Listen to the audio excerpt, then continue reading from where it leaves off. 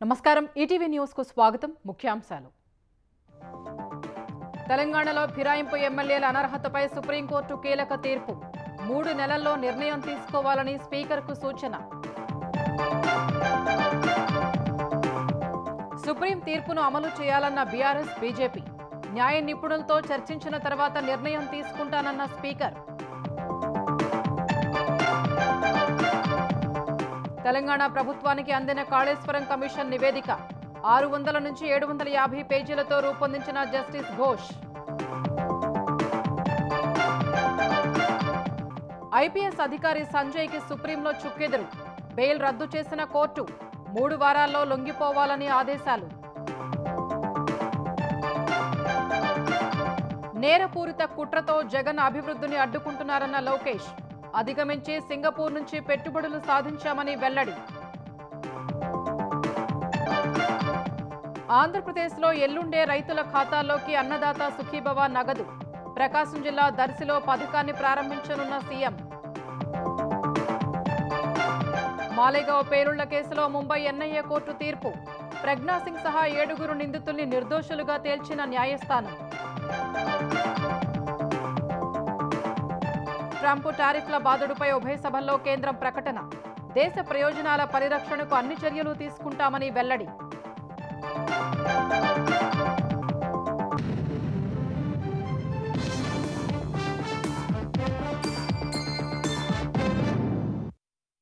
తెలంగాణలో పార్టీ మారిన 10 మంది ఎమ్మెల్యేలపై అనర్హత చర్యల్ని వీలైనంత త్వరగా 3 నెలల్లోపు తీసుకోవాలని సుప్రీంకోర్టు స్పీకర్కు సూచించింది. ఈ వ్యవహారంలో తెలంగాణ హైకోర్టు డివిజన్ బెంచ్ ఇచ్చిన తీర్పును సుప్రీంకోర్టు కొట్టేసింది.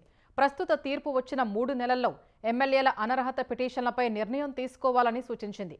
ఇదే సమయంలో న్యాయస్థానమే పార్టీ మారిన ఎమ్మెల్యేలపై అనర్హత వేటు వేయాలన్న విజ్ఞప్తిని తోసిపుచ్చింది.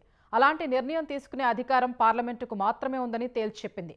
ఫిరాయింపు నిరోధక చట్టం కింద ఎమ్మెల్యేల అనర్హతపై ప్రస్తుతం ఉన్న యంత్రాంగాన్ని పార్లమెంటు సమీక్షించాలని సూచించింది.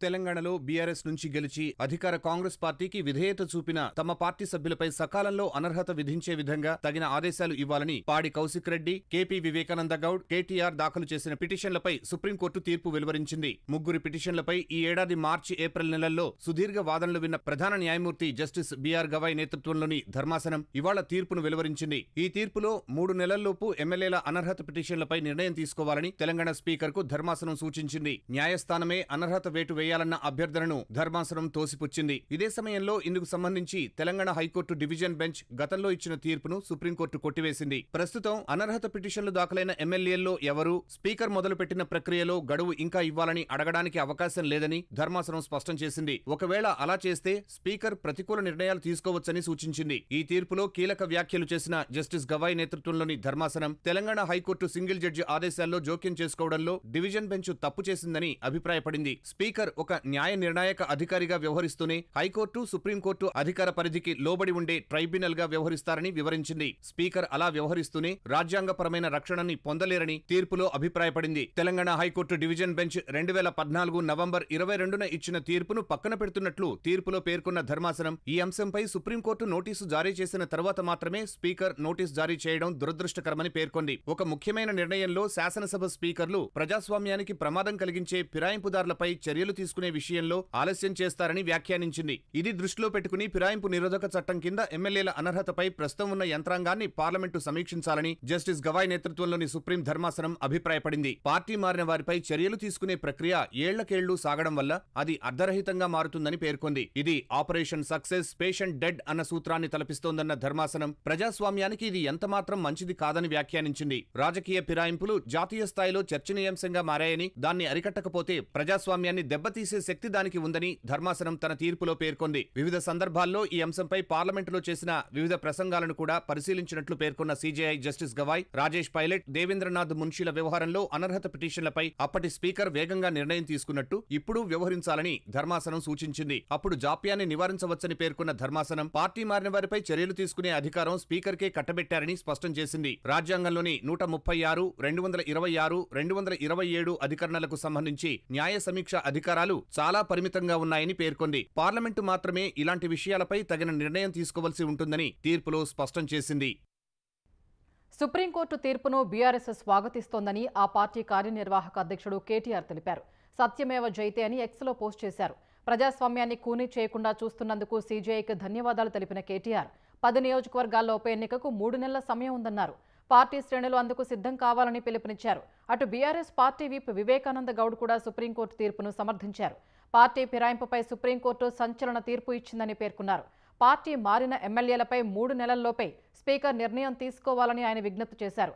10 మంది ఎమ్మెల్యేలతో సీఎం రేవంత్ రెడ్డి రాజీనామా చేయించి ఎన్నికలకు వెళ్లాలని వివేకానంద గౌడ్ డిమాండ్ చేశారు. మీరు ప్రజాస్వామ్యం పైన గౌరవం ఉంటే తక్షణం ఈ 10 మంది ఎమ్మెల్యేలని రాజీనామాలు చేపించి మరి ఎన్నికలకు వస్తే మన పార్లమెంటరీ ఒక వ్యవస్థ గౌరవాన్ని కాపాడిన వాళ్ళం అవుతామని చెప్పి ఈ సందర్భంగా నేను ముఖ్యమంత్రి గారికి సూచిస్తా ఉన్నాను. ఒకానొక సందర్భంలో ముఖ్యమంత్రి గారు అసెంబ్లీలో 10 మంది ఎమ్మెల్యేలు పార్టీ ఫిరాయించినారు, ఉప ఎన్నికలు ఎలా వస్తాయి అధ్యక్ష అని చెప్పి అసెంబ్లీలో ప్రశ్నించినాడు. ఈ రోజు ముఖ్యమంత్రి గారికి సుప్రీంకోర్టు చెంపపెట్టు లాంటి సమాధానం ఇస్తూ ఉప ఎన్నికలు ఎలా వస్తాయో సమాధానం వారి తీర్పు ద్వారా లభించింది ఈ రోజు ముఖ్యమంత్రి గారికి అని చెప్పి సందర్భంగా మనవి చేస్తా ఉన్నాను. సుప్రీంకోర్టు చెప్పినట్టు పార్టీ ఫిరాయించిన ఎమ్మెల్యేలపై 3 నెలల్లో స్పీకర్ చర్యలు తీసుకోవాలని బీజేపీ తెలంగాణ అధ్యక్షుడు రామచంద్రరావు కోరారు. పార్టీ ఫిరాయింపుల చట్టాన్ని కొన్ని పార్టీలు దుర్వినియోగం చేస్తున్నాయని మండిపడ్డారు. అప్పుడు బీఆర్ఎస్ చేస్తే ఇప్పుడు కాంగ్రెస్ కొనసాగిస్తోందని దుయ్యబట్టారు. అటు కాంగ్రెస్ చేసేది జనహిత పాదయాత్రన, ప్రజల్ని మోసం చేసే యాత్రన చెప్పాలని రామచంద్రరావు డిమాండ్ చేశారు. కాంగ్రెస్ ఇచ్చిన హామీల అమలుపై శ్వేతపత్రం ఇవ్వాలని డిమాండ్ చేశారు. రాజీవ్ గాంధీ గారు ఈ యాంటీ డిఫెక్షన్ లాలో మార్పులు తీసుకొచ్చి 10th షెడ్యూల్లో కొన్ని మార్పులు తీసుకొచ్చిన విషయాన్ని అందరూ కూడా ఆ రోజు హర్షించారు. కానీ ఈ ఫిరాయింపుదల చట్టం అనేది ఈరోజు దాన్ని దుర్వినియోగం చేసుకొని చాలా మంది పార్టీలు తెలంగాణలో ముఖ్యంగా అటు బీఆర్ఎస్ ఆ పాపం చేసింది, ఇటు కాంగ్రెస్ ఆ పాపం చేస్తూ ఉంది. కాబట్టి ఈ యొక్క చట్టం ఉందో, ఈ యొక్క జడ్జిమెంట్ ఏది ఉందో భారతీయ జనతా పార్టీ దాన్ని స్వాగతిస్తూ ఉంది. పార్టీ మారిన ఎమ్మెల్యేల అనర్హతపై స్పీకర్ అధికారాల్ని సుప్రీంకోర్టు ప్రశ్నించలేదని, స్పీకర్కు సుప్రీంకోర్టు కేవలం డైరెక్షన్ మాత్రమే ఇచ్చిందని కాంగ్రెస్ ఎమ్మెల్సీ అద్దంకి దయాకర్ అన్నారు. సభా హక్కుల్ని కాపాడేది కేవలం స్పీకర్ మాత్రమేనని సుప్రీంకోర్టు తేల్చిందన్నారు. సుప్రీంకోర్టు తీర్పు తమకు అనుకూలంగా వచ్చిందంటున్న బీఆర్ఎస్ నాయకులు ముందు తీర్పును చదువుకోవాలని సూచించారు. ఎమ్మెల్యే అనర్హతపై బీఆర్ఎస్ ఎమ్మెల్యేల పిటిషన్ను సుప్రీంకోర్టు పక్కన పెట్టిందని దయాకర్ చెప్పారు. అధికారంలో ఉన్నప్పుడు పార్టీలను టీఆర్ఎస్లో విలీనం చేసుకున్న చరిత్ర కేసీఆర్దని తెలిపారు. కేసీఆర్ అసెంబ్లీకి రాకపోవడంపై చర్యలు తీసుకోవాలని స్పీకర్ను కోరుతామని దయాకర్ అన్నారు. సుప్రీంకోర్టు ఇచ్చిన తీర్పు బీఆర్ఎస్ పార్టీకి చెంపపెట్టులాగా ఉన్నది. ఇది మాట్లాడుతున్నది పార్టీలు బతికుండగా విలీనం చేసుకున్న పార్టీ. మనకు 2014-18 టెన్యూర్లో టీడీఎల్పీని 15 మంది ఎమ్మెల్యేలు గెలిస్తే 12 మంది ఎమ్మెల్యేలని టీఆర్ఎస్ లో విలీనం చేసుకున్నారు. ఆ రోజు అది టీఆర్ఎస్ పార్టీ. తర్వాత 5 మంది పైచిల్కి ఈ రోజు కాంగ్రెస్ పార్టీ ఎమ్మెల్యేలను కూడా ఆ రోజు విలీనం చేసుకున్నారు. 18 నుంచి 23 కాలంలో ఆయన వెలగబెట్టిన టైంలో ఏకంగా సిఎల్పీని మర్జీ చేసుకున్నాడు. పార్టీ ఫిరాయింపులకు సంబంధించిన ఫిర్యాదులపై 3 నెలల్లో నిర్ణయం తీసుకోవాలన్న సుప్రీంకోర్టు తీర్పుపై తెలంగాణ అసెంబ్లీ స్పీకర్ గడ్డం ప్రసాద్ కుమార్ స్పందించారు. తీర్పు కాపీ అందిన తర్వాత న్యాయ నిపుణులతో చర్చించి ముందుకు వెళ్లనున్నట్లు స్పీకర్ వెల్లడించారు. బీఆర్ఎస్ ఎమ్మెల్యేలకు ఇప్పటికే నోటీసులు ఇచ్చామన్న స్పీకర్ వివరణ ఇచ్చేందుకు ఎమ్మెల్యేలు సమయం కోరినట్లు తెలిపారు. రాష్ట్రపతిని, స్పీకర్లను కోర్టులు ప్రశ్నించలేవని మాజీ ఉపరాష్ట్రపతి జగదీప్ ధన్ఖడ్ ఇటీవల వ్యాఖ్యానించారని గడ్డం ప్రసాద్ కుమార్ గుర్తు చేశారు. తెలంగాణ హైకోర్టులో మరో 4 న్యాయమూర్తులు ప్రమాణ స్వీకారం చేశారు. ఈ ఉదయం 10 గంటలకు కొత్త న్యాయమూర్తులతో ప్రధాన న్యాయమూర్తి జస్టిస్ అపరేష్ కుమార్ సింగ్ ప్రమాణ స్వీకారం చేశారు. జస్టిస్ గాడి Praveen Kumar, justice Vakiti Ramakrishna Reddy, justice Chalapathirao, justice Ghouse మీరా మొహియుద్దీన్లతో ప్రధాన న్యాయమూర్తి వాళ్ల ప్రమాణం చేయించారు. ఇప్పటివరకు హైకోర్టులో ప్రధాన న్యాయమూర్తితో కలిపి 26 మంది న్యాయమూర్తులు ఉంటే 4 కొత్తవారి చేరికతో న్యాయమూర్తుల సంఖ్య 30కి చేరింది. ఆంధ్రప్రదేశ్ అగ్నిమాపక దళం డీజీగా పనిచేసిన సమయంలో అవినీతికి పాల్పడ్డారనే కేసులో ఐపీఎస్ అధికారి సంజయ్కి సుప్రీంకోర్టులో గట్టి ఎదురుదెబ్బ తగిలింది. ఈ కేసులో ఆయనకు ఏపీ హైకోర్టు జారీ చేసిన ముందస్తు బెయిల్ను సుప్రీంకోర్టు రద్దు చేసింది. కోర్టు ముందు లొంగిపోవడానికి 3 వారాల సమయం ఇచ్చింది. సంజయ్ కస్టడీ కోసం మ్యాజిస్ట్రేట్ కోర్టులో దర్యాప్తు సంస్థ పిటిషన్ దాఖలు చేసుకోవచ్చని సుప్రీంకోర్టు స్పష్టం చేసింది. ఇదే సమయంలో బెయిల్ కోసం సంజయ్ మ్యాజిస్ట్రేట్ కోర్టుకు వెళ్లవచ్చని తెలిపింది. ఐపీఎస్ సంజయ్కు హైకోర్టు ముందస్తు బెయిల్ ఇవ్వడాన్ని సవాలు చేస్తూ సుప్రీంకోర్టును ఆశ్రయించిన ఏపీ ప్రభుత్వం అగ్నిమాపక విభాగం డీజీగా పనిచేసిన సమయంలో ఆయన ప్రభుత్వ నిధులు దుర్వినియోగం చేశారని విజిలెన్స్ నిర్ధారించినట్లు కోర్టుకు వివరాలు అందించింది. దళితులకు ఎస్సీ/ఎస్టీ అట్రాసిటీ చట్టంపై అవగాహన కల్పించే కార్యక్రమాల పేరిట ఆయన దుర్వినియోగానికి పాల్పడినట్టు ఆధారాలతో పూర్తి వివరాలని ప్రభుత్వం కోర్టుకు అందించింది. విజిలెన్స్ నివేదిక ఆధారంగా చర్యలకు ఉపక్రమించగానే హైకోర్టు ఆయనకు ముందస్తు బెయిల్ ఇచ్చిందని తెలిపింది. ఈ వాదనలు విన్న కోర్టు సంజయ్ ముందస్తు బెయిల్ను రద్దు చేసింది. ఏపీ ప్రభుత్వ పిటిషన్పై విచారణ సమయంలో సంజయ్కి ముందస్తు బెయిల్ ఇస్తూ హైకోర్టు 49 పేజీల తీర్పు రాయడంపై విస్మయం వ్యక్తం చేసింది. ముందస్తు బెయిల్ దశలోనే హైకోర్టు ట్రయల్ పూర్తి చేసినట్లు ఉందని వ్యాఖ్యానించింది. రాజకీయాల్లో క్రిమినలైజేషన్ చేస్తూ రాష్ట్ర అభివృద్ధిని జగన్ అడ్డుకుంటున్నారని ఆంధ్రప్రదేశ్ ఐటీ శాఖ మంత్రి నారా లోకేష్ అన్నారు. ఈ అడ్డంకుల్ని అధిగమించి ఏపీ అభివృద్ధి కోసం పెట్టుబడులు సాధిస్తున్నామని చెప్పారు. ముఖ్యమంత్రి చంద్రబాబు నేతృత్వంలో సింగపూర్ పర్యటన ద్వారా త్వరలోనే రాష్ట్రానికి పెద్ద ఎత్తున పెట్టుబడులు రానున్నాయని వెల్లడించారు. మద్యం కుంభకోణంలో చట్టం తన పని తాను చేస్తుందని చెప్పారు. తల్లిపై కేసు పెట్టి గెలిచారని సంబరాలు చేసుకునే ఏకైక వ్యక్తి జగన్ అని విమర్శించారు. సింగపూర్ పర్యటన ముగించుకుని వచ్చిన మంత్రి నారా లోకేష్ ఆ పర్యటన వివరాలను మీడియాకు వెల్లడించారు. ఎన్నికల్లో ఇచ్చిన మాట ప్రకారం 20 లక్షల ఉద్యోగాల లక్ష్యంతో కూటమి ప్రభుత్వం పట్టుదలతో పనిచేస్తోందని చెప్పారు. జగన్ హయాంలో జరిగిన తప్పులు సరిదిద్దేందుకే సింగపూర్ వెళ్లామని తెలిపారు. చంద్రబాబు అనే బ్రాండ్ తో పోయిన ఇమేజ్ తిరిగొచ్చిందన్నారు. ఒకే ప్రభుత్వం కొనసాగడం వల్ల పెద్ద ఎత్తున పెట్టుబడులు రావడం సహా అభివృద్ధి జరుగుతుందని వెల్లడించారు. సింగపూర్ అభివృద్ధికి ఇదే కారణమన్నారు. ఏపీ ప్రజలు ఒకే ప్రభుత్వం కొనసాగింపు వల్ల జరిగే ప్రయోజనాలపై ఆలోచన చేయాలని కోరారు. ఇతర రాష్ట్రాల్లో రాజకీయాన్ని ఆ రాష్ట్రం వరకే పరిమితం చేస్తారని, ఇతర ప్రాంతాలకు వెళ్తే రాష్ట్రాభివృద్ధి కోసం పనిచేస్తారని వ్యాఖ్యానించారు. సింగపూర్ పర్యటనలో 45,000 కోట్లతో పెట్టుబడులకు ఒప్పందాలు చేసుకున్నామని లోకేష్ వివరించారు. జిఐసి తమసేక్ అనేది సింగపూర్ సావరెన్ ఫండ్, అంటే సింగపూర్ ప్రభుత్వం ఆ కంపెనీస్ లో పెట్టుబడి పెట్టి వాళ్ళ ద్వారా ప్రపంచవ్యాప్తంగా ఇన్వెస్ట్మెంట్స్ చేస్తారు. మన దేశంకి వచ్చేగల ఎయిర్టెల్ లో వాళ్ళకి ఇన్వెస్ట్మెంట్ ఉంది. అదే విధంగా క్యాపిటల్ ల్యాండ్ అంటే హైదరాబాద్ లో పెద్ద ఎత్తున వాళ్ళు రియల్ ఎస్టేట్ డెవలప్మెంట్ చేసే సంస్థ, దాంట్లో కూడా వాళ్ళు పెట్టుబడి ఉంది. వాళ్ళ కంపెనీలు కూడా మేము కలుస్తాం జరిగింది. ఒక అండర్స్టాండింగ్ తో 5 ఏళ్ళలో 45,000 కోట్ల పెట్టుబడి ఆంధ్ర రాష్ట్రానికి తీసుకొస్తామని మేము ఒక ఒప్పందం కుదుర్చుకున్నాం. ఇదంతా యువతకి గుడ్ న్యూస్, జగన్ కి బ్యాడ్ న్యూస్. టీసీఎస్, కాగ్నిజెంట్ లాంటి సంస్థలకు 99 పైసలకు భూమి లీజుకు ఇవ్వకుండా సాక్షి, భారతీ సిమెంట్స్ సంస్థలకు ఇవ్వాలా అని లోకేష్ ప్రశ్నించారు. రాష్ట్ర అభివృద్ధిని అడ్డుకునే క్రిమినలైజేషన్ ఆఫ్ పాలిటిక్స్ ఏపీలోనే ఉందని ధ్వజమెత్తారు. మురళీకృష్ణ అని ఒక వ్యక్తి సింగపూర్ ప్రభుత్వానికి ఈమెయిల్ పంపించాడు. అక్కడున్న మంత్రులందరికీ, అధికారులందరికీ, సింగపూర్ హై కమిషనర్ తో సహా ఆ వ్యక్తి ఈమెయిల్ పంపించాడు. ఆంధ్ర రాష్ట్రంలో అన్స్టేబుల్ గవర్నమెంట్ ఉంది, రేపో మాపో ప్రభుత్వం మారిపోతుంది, మీరు ఆంధ్ర రాష్ట్రంతో ఒప్పందాలు చేసుకోవద్దు అని క్లియర్ గా అతను చెప్పారు. పెట్టుబడులు తీసుకొద్దామని మేము ప్రయత్నిస్తాం. ఎవర్రబ్బాయి ఈ వ్యక్తిని మేము చెక్ చేస్తే ఏకంగా ఆ వ్యక్తి Peddireddy Ramachandra Reddy company PLR constructions లో పనిచేస్తున్న వాళ్ళతో అనేక సార్లు మాట్లాడారు. వైకాపాకి చెందిన మాజీ ఎమ్మెల్యేలతో కూడా అతను మాట్లాడారు. మొత్తం రికార్డు మా దగ్గర ఉంది. అంటే వాళ్ళు ఒక వ్యక్తిని ప్రోత్సహించి అతని చేత ఒక ఈమెయిల్ పెట్టిస్తే ఇవన్నీ ఆగిపోతాయి, అభివృద్ధి జరగదు, అప్పుడు తిప్పి మమ్మల్ని తిట్టచ్చు, అభివృద్ధి జరగలేదని ప్రయత్నం చేస్తున్నాడు Jagan Reddy. This is criminalization of politics. మద్యం కుంభకోణంలో ఆదాన్ డిస్టిలరీస్ నుంచి పెద్దిరెడ్డికి చెందిన పిఎల్ఆర్ కు డబ్బులు వెళ్లింది వాస్తవం కాదా అని లోకేష్ ప్రశ్నించారు. దీనికి పెద్దిరెడ్డి సమాధానం చెప్పగలరా అని సవాల్ చేశారు. కియా పరిశ్రమ వద్ద మంత్రి సవిత అనుచరుల ఆందోళనపై లోకేష్ ఆగ్రహం వ్యక్తం చేశారు. పరిశ్రమలను ఎవరైనా భయపెట్టాలని చూస్తే కఠిన చర్యలు తప్పవన్నారు. ఆగస్టు 2వ తేదీన అన్నదాత సుఖీభవ నిధులు రైతుల ఖాతాల్లో జమ చేస్తామని ముఖ్యమంత్రి చంద్రబాబు తెలిపారు. అన్నదాత సుఖీభవ పథకం అమలుపై అధికారులతో సమీక్ష నిర్వహించిన సీఎం వీడియో కాన్ఫరెన్స్ ద్వారా జిల్లాల కలెక్టర్లకు దిశానిర్దేశం చేశారు. ఆగస్టు 2న ప్రకాశం జిల్లా దర్శిలో అన్నదాత సుఖీభవ పథకాన్ని ప్రారంభిస్తామని చెప్పారు. అదే రోజు పీఎం కిసాన్ 2,000 రూపాయలతో పాటే అన్నదాత సుఖీభవ కింద మొదటి విడత 5,000 రూపాయలు రైతుల ఖాతాల్లో జమ చేస్తామన్నారు. మొత్తంగా 3 విడతలుగా 20,000 రూపాయలు రైతుల ఖాతాల్లో వేస్తామన్నారు. అందులో కేంద్రం ఇచ్చే 6,000 సాయం, రాష్ట్ర వాటాగా మరో 14,000 రూపాయలు ఇస్తామన్నారు. ఏపీలోని 46,85,838 మంది రైతులకు అన్నదాత సుఖీభవతో లబ్ధి చేకూరనుంది.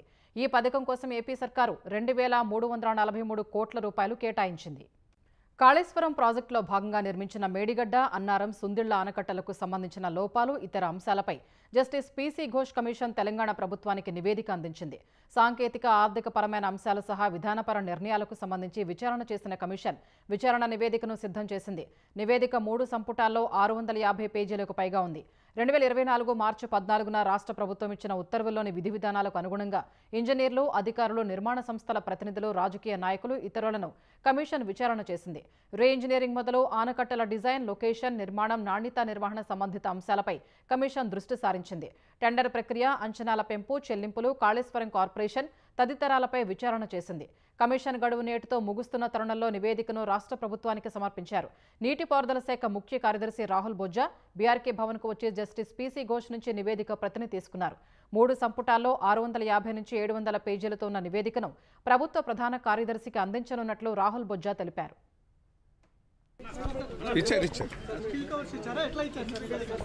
రిపోర్ట్ ఓపెన్ చేయలేదు, ఏం పొడిగించలేదు, చూస్తే తెలుస్తుంది.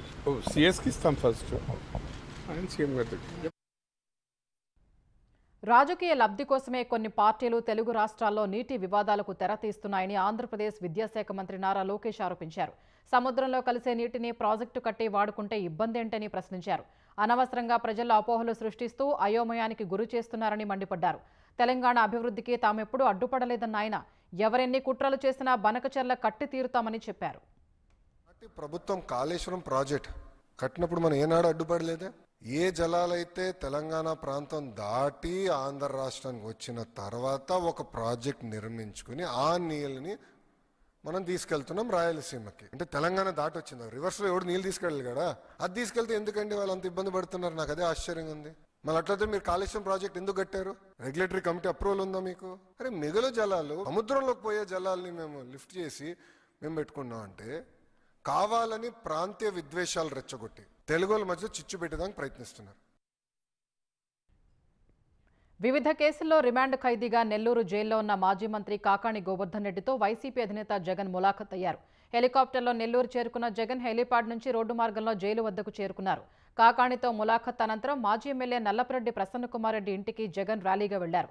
పోలీసు ఆంక్షల్ని బేఖాతరు చేస్తూ వేలాది మంది కార్యకర్తలతో జగన్ పర్యటన సాగింది. దారి పొడవునా కార్యకర్తలకు అభివాదం చేస్తూ ప్రసన్నకుమార్ ఇంటికి జగన్ చేరుకున్నారు. ఈ క్రమంలో నగరంలో పోలీసులు విధించిన ఆంక్షల్ని లెక్క చేయకుండా వైసీపీ శ్రేణులు హల్చల్ చేశారు. పోలీసుల నిబంధనలకు వ్యతిరేకంగా పెద్ద సంఖ్యలో రోడ్లపైకి చేరారు. పోలీసులు వారిస్తున్నా జగన్ రండి రండి అని పిలవటం తోపులాటకు దారితీసింది. ప్రసన్న ఇంటి వద్దకు రాగానే కార్యకర్తలు పరుగులు తీయడంతో అనేక మంది కింద పడిపోయారు. కొందరు పోలీసుల్ని లాగిపడేశారు. కావలి స్పెషల్ బ్రాంచ్ కానిస్టేబుల్ మాలకొండయ్యపై వైసీపీ కార్యకర్తలు పడగా ఆయన చెయ్యి విరిగింది. అటు కార్యకర్తలను ఎందుకు అడ్డుకుంటున్నారని పోలీసులతో వాగ్వాదానికి దిగిన నల్లపురెడ్డి ప్రసన్నకుమార్ రెడ్డి రోడ్డుపై బైఠాయించారు. ఉద్రిక్త పరిస్థితులు తలెత్తడంతో పోలీసులు లాఠీచార్జ్ చేసి కార్యకర్తల్ని చెదరగొట్టారు. జైళ్ల యాత్ర పేరుతో మాజీ సీఎం జగన్ విచిత్ర వేషాలు వేస్తున్నారని ఏపీ హోంశాఖ మంత్రి వంగలపూడి అనిత ధ్వజమెత్తారు. మహిళల్ని ఎవరైనా కించపరిస్తే వారిని ప్రోత్సహిస్తామనే ధోరణితో జగన్ వ్యవహరిస్తున్నారని మండిపడ్డారు. వరుసకు సోదరి అయ్యే మహిళపై అనుచిత వ్యాఖ్యలు చేసిన నేతని పరామర్శించడమేంటని ప్రశ్నించారు. ప్రసన్నకుమార్ రెడ్డి వ్యాఖ్యల్ని కోర్టులు తప్పుపట్టడం సహా సభ్య సమాజం చీకుడితే జగన్ ఒక్కడే మద్దతుగా వెళ్లారని ఆగ్రహం వ్యక్తం చేశారు. తల్లి చెల్లి గురించి నీచంగా మాట్లాడిన వైసీపీ వారి పట్ల కూడా నోరు మెదపలేదంటే అది జగన్ మానసిక పరిస్థితికి అద్దం పడుతోందని అనిత అన్నారు. అంటే ఈరోజు ప్రసన్నకుమార్ రెడ్డి ఇంటికి జగన్మోహన్ రెడ్డి వెళ్ళి పరామర్శించాడు అంటే ప్రసన్నకుమార్ రెడ్డి మాటల్ని జగన్మోహన్ రెడ్డి సమర్థిస్తున్నాడా? ఇదేనా మహిళల పట్ల జగన్మోహన్ రెడ్డికి ఉన్న చిత్తశుద్ధి? ఆ మానసిక పరిస్థితి ఎలాంటిదంటే తల్లి గురించి చెల్లి గురించి కూడా నీచాతి నీచంగా మాట్లాడినా కూడా నోరు మెదపలే. ఇదే జగన్మోహన్ రెడ్డిని డైరెక్ట్ క్వశ్చన్ చేస్తున్నా. నిన్న మొన్న ఏదో ఎన్సీఎల్టీలో ఒక కేసు గెలిస్తే ఏదో గెలిచానని చెప్పి సంకలు గుద్దుకున్నాడండి. నువ్వు సాధించిన విజయం నీ తల్లి మీద చెల్లి మీద. జగన్మోహన్ రెడ్డికి తల్లి చెల్లి అలాంటి ఎమోషన్స్ ఉండవేమో నాకు తెలిసి. ఏపీ మద్యం కుంభకోణం కేసులో జప్తు చేసిన సొమ్ము బ్యాంకులో డిపాజిట్ చేయాలని విజయవాడ ఏసీబీ కోర్టు సిట్ అధికారులను ఆదేశించింది. ఎస్బీఐలో డిపాజిట్ చేయాలని సూచించింది. శంషాబాద్ కాచారంలో నిన్న సిట్ జప్తు చేసిన 11 కోట్ల రూపాయల నగదును ప్రస్తుతం విజయవాడ సిట్ కార్యాలయంలో ఉంచారు. మరోవైపు ఈ కేసు దర్యాప్తు చేస్తున్న సిట్ బృందం ముంబై వెళ్లింది. మద్యం ముడుపుల నగదును షెల్ కంపెనీల ద్వారా తరలించినట్లు గుర్తించిన సిట్ ఆ కంపెనీల వివరాల్ని ఆరా తీసేందుకే ముంబై వెళ్లినట్లు తెలుస్తోంది. ప్రస్తుతం అదుపులో ఉన్న పురుషోత్తం వరుణ్ నుంచి కీలక విషయాలు సిట్ రాబడుతోంది. వరుణ్ ఇచ్చిన సమాచారంపైనే హైదరాబాద్ శివారులోని ఫామ్ హౌస్లో దాచిన మద్యం ముడుపుల నగదు 11 కోట్ల రూపాయలని సిట్ అధికారులు స్వాధీనం చేసుకున్నారు. అటు ఈ కేసులో A48 సుజనా బెహ్రాన్ను సిట్ అధికారులు హైదరాబాద్లో అరెస్ట్ చేశారు. వైసీపీ అధినేత జగన్ ఓ అవినీతి శాస్త్రవేత్త అని కాంగ్రెస్ ఏపీ వ్యవహారాల ఇన్ఛార్జి మాణికం ఠాకూర్ వ్యాఖ్యానించారు. భారీగా మద్యం ముడుపులు దొరకడంపై స్పందించిన ఆయన తొలి విడతలో 11 కోట్ల రూపాయల మద్యం ముడుపులు పట్టుబడ్డాయన్నారు. జగన్ చేసిన దోపిడీ నగదు ప్రస్తుతం పోలీస్ కస్టడీలో ఉందన్న మాణికం ఠాకూర్ మద్యం కుంభకోణంలో సంపాదించిన అవినీతి సొమ్ముతో సినిమాలు, ఆసుపత్రులు నిర్మించారని ఆరోపించారు. ఆ డబ్బుతోనే షెల్ కంపెనీలు ఏర్పాటు చేశారని ఎక్స్ వేదికగా తెలిపారు. మద్యం కుంభకోణంలో మనీ లాండరింగ్ జరిగిందన్నారు. జగన్ పరిపాలన చేయలేదని, అవినీతి ముఠా నడిపించారని మాణికం ఠాకూర్ విమర్శలు గుప్పించారు. సృష్టి ఫెర్టిలిటీ కేసులో ప్రధాన నిందితురాలు డాక్టర్ నమ్రతను 5 రోజులు పోలీస్ కస్టడీకి అనుమతినిస్తూ సికింద్రాబాద్ సివిల్ కోర్టు ఉత్తర్వులు ఇచ్చింది. డాక్టర్ నమ్రతను కస్టడీకి ఇవ్వాలని పోలీసులు దాఖలు చేసిన పిటిషన్పై విచారణ జరిపిన సికింద్రాబాద్ సివిల్ కోర్టు 10వ అదనపు చీఫ్ మ్యాజిస్ట్రేట్ 5 రోజులు పోలీస్ కస్టడీకి అనుమతించారు. అటు నమ్రత రిమాండ్ రిపోర్టులో పోలీసులు సంచలన అంశాలు వెల్లడించారు. సరోగసీ పేరుతో పలువురిని మోసం చేసినట్లు నమ్రత అంగీకరించారని, రాజస్థాన్ దంపతుల్ని కూడా మోసం చేసినట్లు ఒప్పుకుందన్నారు. గాంధీ ఆసుపత్రి అనెస్థీషియన్ సదానందం డాక్టర్ నమ్రతకు సహకరించినట్టు తెలిపారు. ఆంధ్రప్రదేశ్లో కొంతమంది ఏఎన్ఎంల సహాయం తీసుకున్నట్టు చెప్పారు. అటు డాక్టర్ నమ్రత మోసాల్లో మరో నిందితురాలు కళ్యాణి ప్రధాన పాత్ర పోషించినట్టు పోలీసులు గుర్తించారు. అక్రమాల ద్వారా వచ్చిన లాభాల్లో కళ్యాణికి కూడా నమ్రత వాటా ఇచ్చినట్టు తేల్చారు. వైజాగ్లోని సృష్టి ఫెర్టిలిటీ సెంటర్లో 2012లో ఏఎన్ఎంగా చేరిన కళ్యాణిని డాక్టర్ నమ్రత 2020లో వైజాగ్ బ్రాంచ్కి మేనేజర్ను చేశారు. ఆనాటి నుంచి సృష్టి ఫెర్టిలిటీలో విశ్వాసంగా పనిచేసినందుకు కళ్యాణికి భారీ విల్లాను బహుమతిగా ఇచ్చినట్టు కళ్యాణి రిమాండ్ రిపోర్టులో పోలీసులు తెలిపారు. భారత్పై అమెరికా 25% టారిఫ్లు ప్రకటించిన వేళ దేశ ప్రయోజనాల్ని కాపాడేందుకు అన్ని చర్యలు తీసుకుంటామని కేంద్రం ప్రకటించింది. ఈ మేరకు కేంద్ర వాణిజ్య పరిశ్రమల శాఖ మంత్రి పీయూష్ గోయల్ పార్లమెంట్ ఉభయ సభల్లో ప్రకటన చేశారు. ఈ ఏడాది అక్టోబర్, నవంబర్ కల్లా తొలిదశ వాణిజ్య ఒప్పందం కుదుర్చుకునే లక్ష్యంతో అమెరికాతో మార్చి నెల నుంచి భారత చర్చలు జరుపుతోందని గోయల్ తెలిపారు. ఏప్రిల్ 5న భారత్పై 10% ప్రాథమిక సుంకాలు ప్రకటించిన అమెరికా మొత్తం 26% టారిఫ్లను విధిస్తామని తెలిపినట్లు చెప్పారు. అయితే ఆ నిర్ణయాన్ని ట్రంప్ 90 రోజులు వాయిదా వేశారని గోయల్ వివరించారు. తర్వాత ఆగస్టు 1 వరకు పెంచారని గుర్తు చేశారు. తాజాగా విధించిన 25% టారిఫ్పై అందరితో చర్చించి ముందుకు వెళతామని గోయల్ వివరించారు. భారత్ దశాబ్ద కాలంలోనే బలహీనమైన ఆర్థిక వ్యవస్థల నుంచి బయటకు వచ్చి ప్రపంచంలోనే అత్యంత వేగంగా అభివృద్ధి చెందుతున్న దేశంగా మారిందని కేంద్ర మంత్రి తెలిపారు. వికసిత్ భారత్ 2047 లక్ష్యాలు అందుకుంటామని ఆయన విశ్వాసం వ్యక్తం చేశారు. మాలేగావ్ బాంబు పేలుళ్ల కేసులో 7 నిందితుల్ని ముంబైలోని ఎన్ఐఏ కోర్టు నిర్దోషులుగా తేల్చింది. మాజీ ఎంపీ సాధ్వి ప్రజ్ఞాసింగ్ సహా మిగిలిన నిందితులు నేరం చేశారని చెప్పేందుకు ఎలాంటి ఆధారాలు లేవని వెల్లడించింది. మాలేగావ్లో బైకులోనే బాంబు పెట్టినట్లు ఎన్ఐఏ నిరూపించలేకపోయిందని పేర్కొంది. మాజీ ఎంపీ సాధ్వి ప్రజ్ఞాసింగ్కు సొంత బైకు ఉన్నట్లు ఆధారాలు లేవని పేర్కొంది. మరో నిందితుడు కర్నల్ ప్రసాద్ పురోహిత్ ఇంట్లో ఆర్డీఎక్స్ ఉన్నట్లు ఆధారాలు లేవని వివరించింది. ఘటనా స్థలం నుంచి వేలిముద్రలు, DNA నమూనాల్ని సేకరించలేదని తెలిపింది. నిందితుల మధ్య సమావేశాలు జరిగినట్లు, కుట్ర పన్నినట్లు దర్యాప్తు సంస్థ నిరూపించలేకపోయిందని పేర్కొంది. ఈ కేసులో తీవ్రవాద నిరోధక చట్టం చేర్చడానికి వీల్లేదని, అది చెల్లదని తీర్పులో స్పష్టం చేసింది. 2008 సెప్టెంబర్ 29న మాలేగావ్లో మసీదు వద్ద పార్క్ చేసిన బైకులో బాంబు పేలి 6 చనిపోయారు. 100 మందికి పైగా గాయపడ్డారు. ఈ కేసులో బీజేపీ నాయకురాలు Pragya Singh Thakur, lieutenant colonel Prasad Purohit, retired major Ramesh ఉపాధ్యాయ, అజయ్ రాహిర్కర్, సుధాకర్ ద్వివేది, సుధాకర్ చతుర్వేది, సమీర్ కులకర్ణి నిందితులుగా ఉన్నారు. 17 ఏళ్ల తర్వాత ఈ కేసులో తీర్పు వెలువరించిన ఎన్ఐఏ ప్రత్యేక కోర్టు నిందితులందరినీ నిర్దోషులుగా ప్రకటించింది.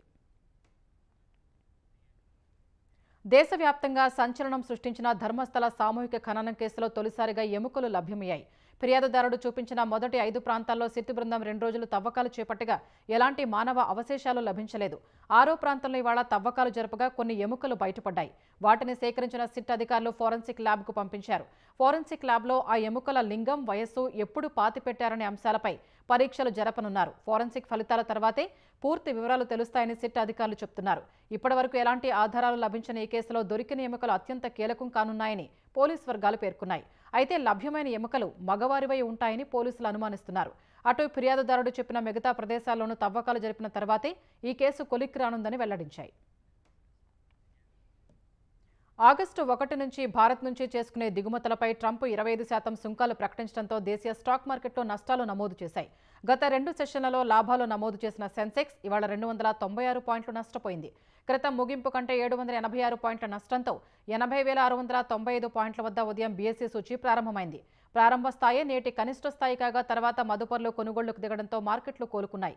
ఒక దశలో సెన్సెక్స్ 81,803 పాయింట్ల గరిష్ట స్థాయిని తాకింది. చివర్లో మళ్లీ అమ్మకాల ఒత్తిడి పెరిగి 81,186 వద్ద స్థిరపడింది. జాతీయ స్టాక్ ఎక్స్చేంజ్ సూచీ నిఫ్టీ 87 పాయింట్లు తగ్గి 24,768 వద్ద ముగిసింది. ముఖ్యాంశాలు మరోసారి. తెలంగాణలో ఫిరాయింపు ఎమ్మెల్యేల అనర్హతపై సుప్రీంకోర్టు కీలక తీర్పు. 3 నెలల్లో నిర్ణయం తీసుకోవాలని స్పీకర్కు సూచన. సుప్రీం తీర్పును అమలు చేయాలన్న బీఆర్ఎస్ బీజేపీ. న్యాయ నిపుణులతో చర్చించిన తర్వాత నిర్ణయం తీసుకుంటానన్న స్పీకర్.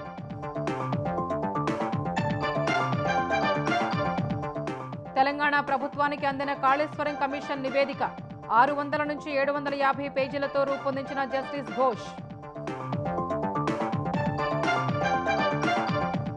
ఐపీఎస్ అధికారి సంజయ్కి సుప్రీంలో చుక్కెదురు. బెయిల్ రద్దు చేసిన కోర్టు 3 వారాల్లో లొంగిపోవాలని ఆదేశాలు.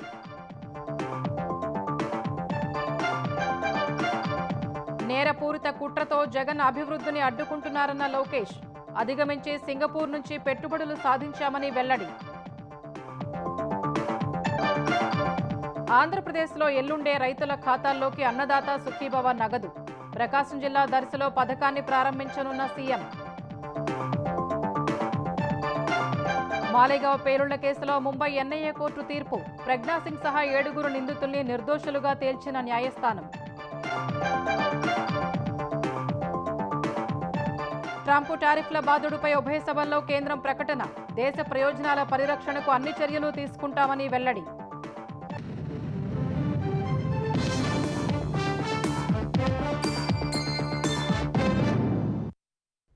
ఈటీవీ న్యూస్ సమాప్తం. నమస్కారం.